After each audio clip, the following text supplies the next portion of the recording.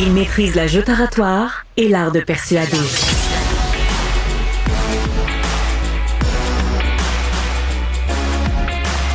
Alexandre Dubé. Depuis la guerre entre Israël et le Hamas, on a observé vraiment une montée en flèche des crimes haineux envers la communauté juive ici à Montréal. Et la classe politique a condamné le plus récent incident, c'est-à-dire l'incendie criminel d'une synagogue. Ça s'est produit à Dollard-des-Ormeaux. On peut aussi observer un impact de balles dans la fenêtre. Julien Corona est directeur des communications du Centre consultatif des relations juives et israéliennes. Bonjour, M. Corona. Bon matin, M. Dubé. Merci d'être là. D'abord, vos premières réactions face à ce qui s'est produit encore là, dans Dollard-des-Ormeaux. Déjà, vous le dites en entrée de jeu, encore. Ouais. C'est la 7e attaque dans les 14 derniers mois, si je me souviens bien, au niveau des chiffres. Donc, c'est déjà 7 de trop. Et c'est surtout, si les premières attaques et c'est ce que je vais dire plutôt des actes d'intimidation, plus que des attaques qu'autre chose, si ces premiers actes d'intimidation graves et criminels avaient pu faire peur à certains, maintenant, on n'est plus du tout au stade de la peur, je pense, au niveau de la communauté. Ça va être plus au stade de la colère et de l'indignation.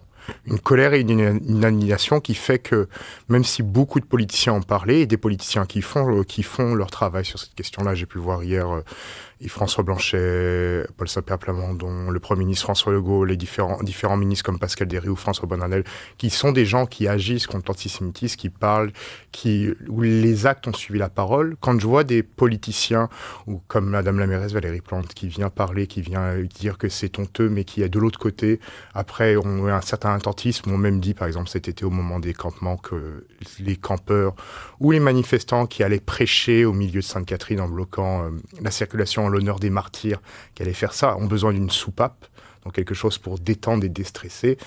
Il faut que les actes suivent la parole, les paroles ne suffisent plus. Donc, vous n'êtes pas satisfait du travail de la mairesse Plante, là? C'est une question, en fait, en gros, de quel exemple donner. En fait, quel exemple au niveau de la coercition donnée. Le SPVM fait son travail, ils font leur travail d'enquête. On a bon espoir que les suspects seront retrouvés. Il y a des caméras sur place qui ont peut-être récupéré les images de ces suspects. Il y a des gens qui ont pu voir les gens fuir, qui ont pu voir les criminels potentiels fuir aussi. Donc, tout le travail va être fait d'enquête. On a pu voir la franchisée du Socon Cup qui a été arrêtée hier et tout ça. Donc sur le SPF, il n'y a pas de problème. Mais néanmoins, au niveau de la mairesse, ce sont des paroles. On dit souvent les mots ont un poids. Quand Ruba Gazal, par exemple, va dénoncer ce qui s'est passé hier, mais qui dans les derniers mois n'hésite pas à tweeter From the River to the Sea ou à faire la promotion d'un festival mandaté par une organisation pro-palestinienne qui souhaite la destruction d'Israël et le génocide du peuple juif sur ses terres ancestrales, il faut savoir qu'est-ce que vaut ces condamnations, qu'est-ce que valent ces condamnations. Quand Valérie Plante condamne, qu'est-ce que valent ces condamnations lorsqu'elle a été assez attentiste par rapport à ce qui se passe depuis de nombreux mois et des centaines et centaines, 450 manifestations, je pense, depuis plus d'un an. C'est pratiquement une par jour. Donc, à partir de là, ça dépasse quand Justin Trudeau condamne. Qu'est-ce que ces condamnations valent lorsque Amira El-Gawabi est nommé et demande l'embauche de différents professeurs musulmans pour lutter contre l'islamophobie, alors qu'on sait que malheureusement, quand on voit les climats sur les campus, il y a de l'islamophobie, il y a du racisme, mais néanmoins, ce sont les étudiants juifs qui reçoivent le plus de racisme, de discrimination. On parle souvent, puis vous l'avez évoqué, là, de ces manifestations-là. Moi, je l'ai dit à plusieurs reprises. À un moment donné, est-ce qu'on ne doit pas tracer une ligne là, en ce qui concerne, entre autres, l'incitation à la haine? Ça, je trouve ça complètement inacceptable. On a vu, effectivement, cette franchisée qui n'est pas restée franchisée longtemps parce que Second Cup, je trouve qu'ils ont pris la bonne décision. Ils ont posé des gestes, ne voulaient plus être associés à ce genre de personnes-là qui incite à la haine. Et là, enfin, ça a pris du temps. Ouais. Ça a pris du temps, mais là, au moins, la personne a été donc arrêtée, fera face visiblement à des accusations. Mais est-ce qu'on a trop toléré, des fois par motif religieux, certains propos qui vraiment étaient de l'incitation à la haine déguisée, mais puisque la loi le permet au Canada, si c'est fait sous forme de prière... mais ça, nous, au CIJA, on a une position, on est pour l'abolition de l'exemption religieuse, parce que c'est quelque chose qui nuit, quand on le voit au niveau des poursuites, quand on voit ce qui touche la communauté juive, mais pas uniquement. Parce que ces incitations à la haine, cet antisémitisme, ça commence par les juifs, ça continuera après. On voit toujours bien que l'antisémitisme, plus il progresse, plus ça favorise une progression progression aussi de l'homophobie, du racisme et d'autres formes de discrimination. Donc à partir de là, lutter contre l'antisémitisme, c'est lutter contre toutes les formes de discrimination, mais surtout lutter pour nos valeurs communes au Québec. Et tu sais, c'est le François Legault hier, le disait, c'est pas le Québec qu'on veut, et c'est absolument pas Montréal aussi qu'on veut. Prenez l'exemple du Second Cup. Le PDG de Second Cup a fait défranchiser l'ex-franchisé maintenant arrêté du Second Cup de l'hôpital juif, alors qu'il regardait Gladiator 2 au cinéma avec ses enfants.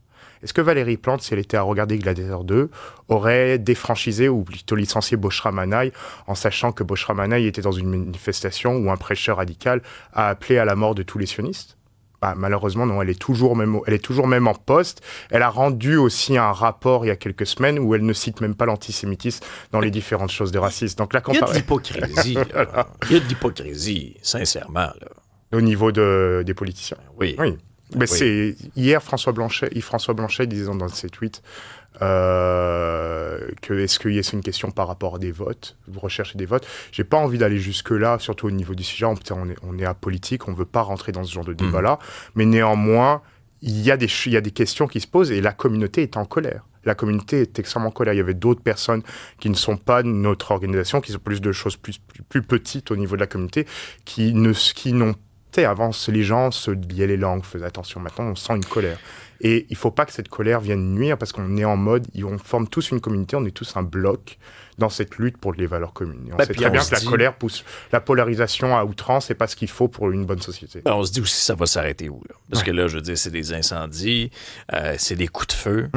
Craignez-vous une escalade encore plus radicale, encore plus violente? C'est une crainte qui reste. Néanmoins, on voit que ça reste au niveau des stades d'intimidation. Néanmoins, personnellement, je viens d'Europe, de France. Ça fait des années que je suis au Québec, mais on voit ce qui se passe en France. Des loups solitaires, ça commence par ça et ça finit par des attentats. Donc à la fin, est-ce que ce genre de processus pourrait arriver au Québec? On l'espère pas et je pense pas que ça arrivera. Néanmoins, ça pose des craintes. Mais est-ce qu'il est là le danger aussi d'importer des tensions, des conflits de l'extérieur? Vous dites, bon, nous on a choisi le Québec. Et là, le premier ministre François Legault, à la lumière aussi de ce qu'il voit, il dit, il me semble que c'est pas le Québec qu'on connaît, c'est pas le Québec qu'on veut. Est-ce qu'il y a un danger d'importer ces tensions-là, ces conflits-là? Là, ça vient des méthodes d'intégration. Après, ça va bien au-delà de comment faire pour empêcher ce genre de conflit. Néanmoins, on a une position qui est assez forte sur l'interculturalisme. On pense que c'est une bonne manière avec ce socle commun qui est par rapport aux valeurs communes. Oui, mais c'est deux choses, c'est pas du tout... Ce genre de choses peut aider à stopper l'importation de ces conflits, mais on sait très bien et on le voit. L'importation de la haine. Ces genres de conflits, c'est des conflits qui ont lieu et on veut tous que ce conflit arrête. On veut tous que les otages rentrent, absolument. Oui, de notre côté, dans la bande de Gaza qui sont tués, on veut tous que ça s'arrête. Ce conflit a assez duré. On voit les effets que ça a sur la région là-bas, mais aussi dans le monde entier. Néanmoins, ça n'a pas à être importé et à faire en sorte que ça devienne l'une des questions de l'urne au Québec. Qu'est-ce que ça a comme effet? Simplement, c'est d'augmenter les tensions, surpolariser la société, surpolariser même des cercles intimes. On voit des amis qui ne se parlent plus parce qu'ils ne possèdent plus la même position sur ce genre de choses. Ça délie le contrat social et à la fin, ça ne fait que renforcer individualisme à outrance et toutes les tensions qui vont avec. C'est dangereux. En tout cas, souhaitons qu'il y ait des arrestations assez rapidement. Moi, j'étais content de voir aussi cette femme qui avait tenu des propos épouvantables, avait fait le salut nazi, avait référé à la solution finale. C'est complètement inacceptable. Toute forme de racisme, il faut le dénoncer. Julien Corona, vous êtes directeur des communications du Centre consultatif des relations juives et israéliennes. Merci beaucoup pour votre présence. Merci beaucoup, M. Julien. Au revoir.